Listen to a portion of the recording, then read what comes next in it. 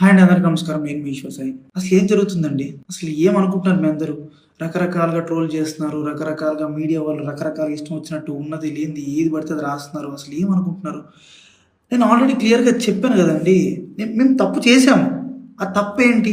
మేము ఎమోషనల్‌గా కనెక్ట్ అయ్యాము అని చెప్పాను. ఎమోషనల్‌గా కనెక్ట్ అవ్వడం అంటే మీ దృష్టిలో ఏమనుకుంటున్నారండి? అసలు ఆ రోజు అక్కడ ఏం జరిగింది? మీకు తెలిసిన 10% మాత్రమే. 90% మీకు తెలియదు. ఆ రోజు ఏం జరిగిందో మీ అందరి ముందు నేను పెట్టబోతున్నాను. ఆ రోజు మార్నింగ్ నాకు షూట్ ఉంది. ఎర్లీ మార్నింగ్ 5:30 కల్లా మేము లొకేషన్‌కి స్టార్ట్ అయిపోతాం. నేను 4:15కి నా రూమ్‌లో లేచాను. ఆ టైంకి అసిస్టెంట్ అనే అతను నా వాష్‌రూమ్‌లో ఉండటం జరిగింది. నేనేం చేశాను? నేను మాధురి రూమ్‌కి వాష్‌రూమ్ యూజ్ చేసుకోవడానికి నేను వెళ్ళాను ఆ టైంకి. నాకు మాధురికి ఆ లీనియన్స్ ఉంది. మీకు ఆల్రెడీ చెప్పాను కదా, మేము ఎమోషనల్‌గా కనెక్ట్ అయ్యామని చెప్పి. నాకు మాధురికి ఆ లీనియన్స్ ఉంది కాబట్టి నేను ఆ రూమ్‌కి వెళ్ళి డోర్ నాక్ చేశాను. ఆమె రూమ్ డోర్ ఓపెన్ చేసింది. ఆమె రూమ్ డోర్ ఓపెన్ చేసి నేను డైరెక్ట్గా వాష్రూమ్కి వెళ్ళిపోయాను. ఆమె క్యాజువల్గా ఆమె రూమ్ డోర్ లాక్ కూడా చేయలేదు. రూమ్ డోర్ ఓపెన్లోనే ఉంది. ఆమె క్యాజువల్గా బెడ్ మీద కూర్చొని ఫోన్ యూజ్ చేస్తుంది. అదే టైంకి మా వైఫ్ వాళ్ళకి ఎవరో రాంగ్ గైడెన్స్ ఇచ్చారు, ఎవరో అనుమానాస్పదంగా ఏదో చెప్పారు. ఆ టైంకి సేమ్ రూమ్కి వచ్చింది.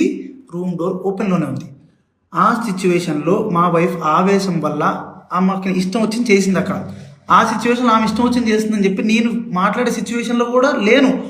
ఆమె నేను ఏం మాట్లాడినా సరే ఆమె నాకు రివర్స్ అయిపోతుంది. అసలు స్కోప్ కూడా ఇవ్వట్లేదు, మాట్లాడే గ్యాప్ కూడా ఇవ్వట్లేదు. ఆమె ఆవేశంలో ఏదేదో చేస్తుంది. ఆమె అనుకున్న రకరకాల వీడియోలు తీస్తున్నారు, రకరకాల బూతులు. మా వైఫ్కి ప్రీవియస్గానే నా మీద చాలా అనుమానం ఉంది. అక్కడికి వచ్చే టైంకి ఆ సిచ్యువేషన్లో ఇదంతా చూసేటప్పటికి ఆమె అనుమానం నిజమైంది అని ఆమె అనుకుంది. ఈలోపు ఆ వెనకున్న వ్యక్తులు ఎవరైతే ఉన్నారో ఆ విషయాలని అతను ఎవరో నాకు కూడా తెలియదు. వెనకున్న వ్యక్తులు అసభ్యకరంగా మాట్లాడటం నేను అప్పటికే ఆమెకు చెప్తున్నాను, ఆపుతున్నాను. గొడవలు కాదు, కొట్టుకోకండి, కూర్చొని మాట్లాడుకుందాం అని క్లియర్గా నా భార్యకి నేను సంజాయిషి చెప్పడానికి ట్రై చేస్తున్నా కూడా ఆమె వినే పరిస్థితిలో లేదు.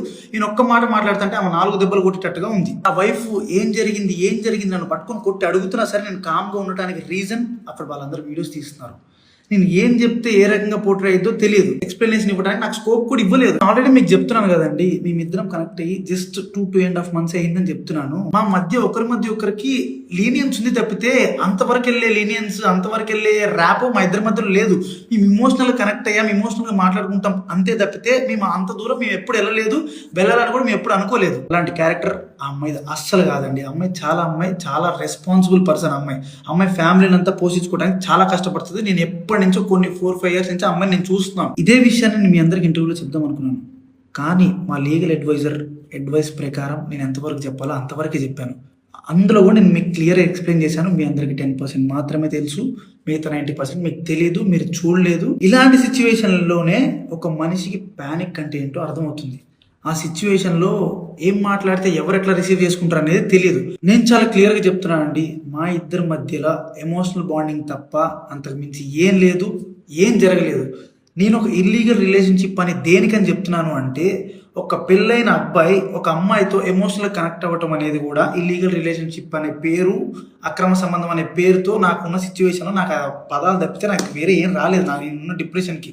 అమ్మ మాధురి, నీకు నా తరపు నుంచి, నా భార్య తరపు నుంచి, నా భార్య వెనుకున్న వాళ్ళ తరపు నుంచి నీకు క్షమాపణ కోరుకుంటున్నాను. నీకు సారీ, ప్లీజ్ అర్థం చేసుకో ప్లీజ్. వాళ్ళకి ఏం తెలియకుండా వాళ్ళ నోటికి వచ్చినట్టు మాట్లాడినందుకు, వాళ్ళు వీడియో అప్లోడ్ చేసినందుకు, నీ మీద చేసుకున్నందుకు నేనైతే సారీ చెప్తున్నాను. సారీ. మీకు జరిగిన నష్టానికి మీరు ఏ శిక్ష చేసినా నేను అనుభవించడానికి రెడీగా ఉన్నాను. సో ఇంకా మీడియా పీపుల్ అందరికీ అండ్ మేమర్స్కి, ఇన్ఫ్లుయెన్సర్స్కి, ఇన్స్టా వాడుతున్న ఎవరెవరో కూడా రియాక్ట్ అయిన వాళ్ళందరికీ ఇంతటితో ఆపేయండి ప్లీజ్. మా లైఫ్ చాలా డిస్టర్బెన్స్ అయిపోయింది మీ వలన. ప్లీజ్ ఇంతటితో ఆపేయండి. పదే చెప్తున్నా, మేము చేసిన తప్పు ఎమోషనల్గా కనెక్ట్ అవ్వటం. ఆ ఒక్కటి తప్పు వల్లనే మీరు రకరకాలుగా పోర్ట్రే చేశారు, రకరకాలుగా జనాల్లో కన్వే చేసేసారు. ఇంతటితో ఆపేయండి ప్లీజ్.